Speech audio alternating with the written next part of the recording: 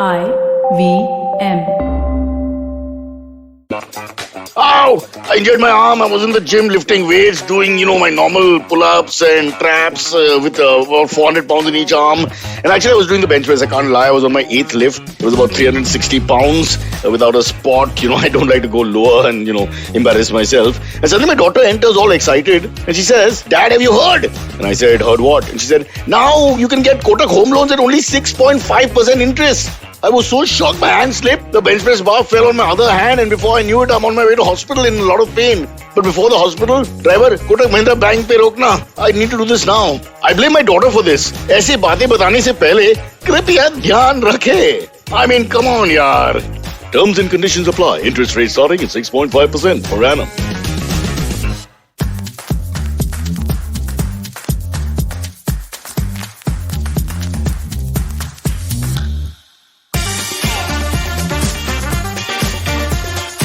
Forgiveness is good for health, but then don't we all have some bad habits? Hi guys, I'm Chetna. I'm a positive action coach and you've tuned into Say No to Drama. Well, today I am diving into all the drama that surrounds forgiveness. And you know what? Let me just say this right at the beginning. It is very, very hard to forgive sometimes. Yes, sure, when you forgive, it gives you a sense of closure. You're able to move on. There is a certain lightness that you feel. It's as if that incident and that person and whatever it is that you experienced no longer has any power over you. So that's a good feeling. But getting to that point where you can forgive is very, very difficult. So if anybody listening to this right now is struggling to forgive somebody, my love, it is okay.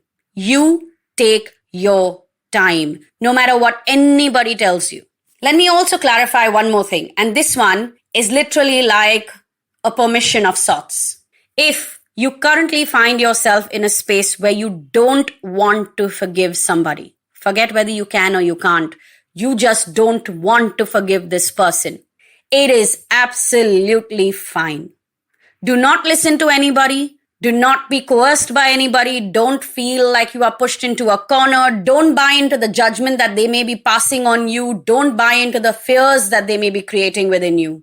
If you do not want to forgive somebody right now, don't forgive them. It is okay. Why?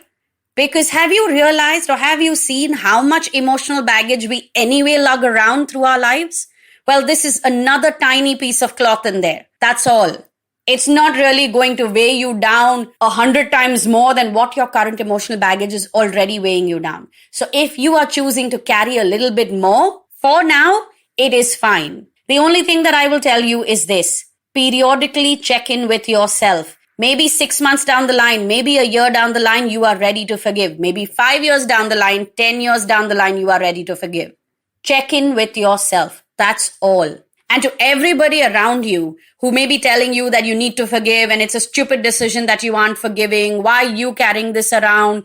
You will fall sick. It's causing you stress. Who is telling you all of these things?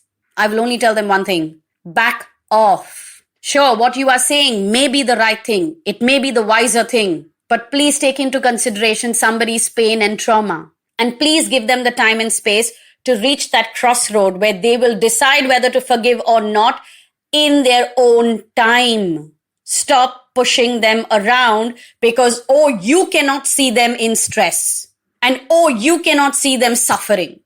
Your suffering is not greater than theirs. So back off. As for you, who is not able to forgive right now, listen to that phrase again. The key words being right now. What you are feeling is temporary. Check in with yourself regularly. You might reach a point in time where you will say, you know what, that piece happened and it really is so unimportant in my life right now that I'm just forgiving that person and letting it go. If you are choosing to not forgive, you need to build up your emotional muscles to carry that weight around. That is what you need to do.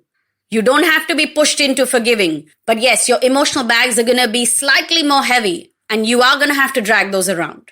Another layer in this whole forgiveness drama is the forgive and forget aspect. I mean, forgiveness in itself is hard, but should you really forget? If I were to be completely honest, Yes, there are things that you should forget, things that you should become indifferent to, things that should no longer bother you in time, of course. But there are some things that you may choose to forgive somebody for, but do not forget. And why? Not because you should hold a grudge against that person or you should be wary of that person for the rest of your life. No, but you should definitely remember how that incident or how those actions made you feel so that you set an internal alarm system. Those lessons become a cue for you. God forbid you find yourself in a similar situation in the future. The alarms within you should go off and your protective mechanisms, your coping mechanisms should kick in. So no, forgiving is okay, but forgetting isn't always a wise choice.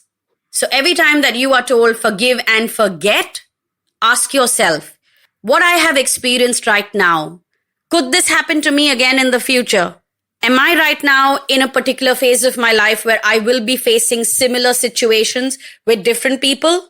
If yes, then instead of forgetting, use the lessons and create cues, internal alarms, so that you know how you should be responding such that you can protect yourself. Forgiving and forgetting, both are not easy to do, and everyone needs to take their own time to get to those points in their life. I'm going to say this again. The bottom line is we're all going to reach the end of our lives with some amount of luggage. Yes, the baggage will be there. Some of us will have lighter bags. We are lighter travelers, and some of us aren't. It's like, when you are traveling with your family, you might be somebody who travels with one stroller, the tiny cabin bag, the 7 kgs. And then your mom might be somebody who needs your baggage capacity as well as hers, and yet that's not enough for her. She might be somebody who steals some of the baggage capacity from your dad too, the allowance. I mean, think about that family trip that you go on. You might be somebody who needs one cabin baggage, right? That's 7 kgs. But maybe your mom needs your baggage allowance, hers, and then some from your dad too. Some of us travel through life very light. Some of us don't. But whichever way, nobody is reaching the end of their life without some amount of luggage and baggage and drama and trauma. Okay? So, when you think of forgiving and forgetting, you need to consider how much baggage you are willing to lug around. And if you tell me that you want to be that 7 kg cabin bag carrying person, then boss, you really need to level up in the whole forgiveness business. And also, you have given yourself no option but to forget. So you might need to cause yourself some memory problems.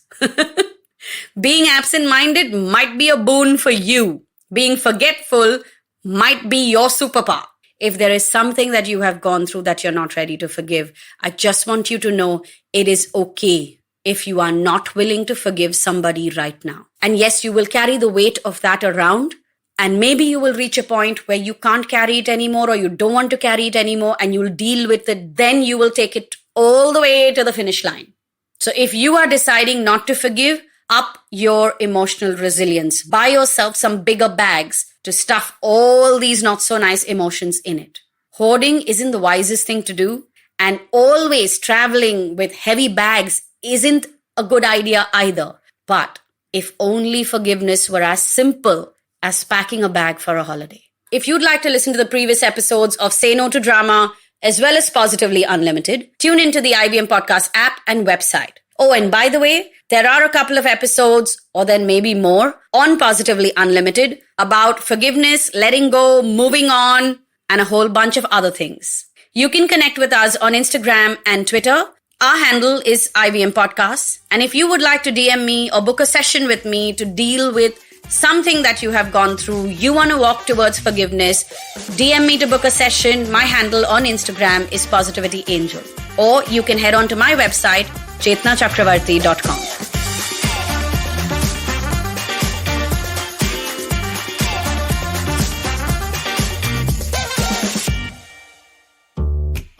$100. That's all it takes to begin your journey with Bitcoin and Ethereum. No, really.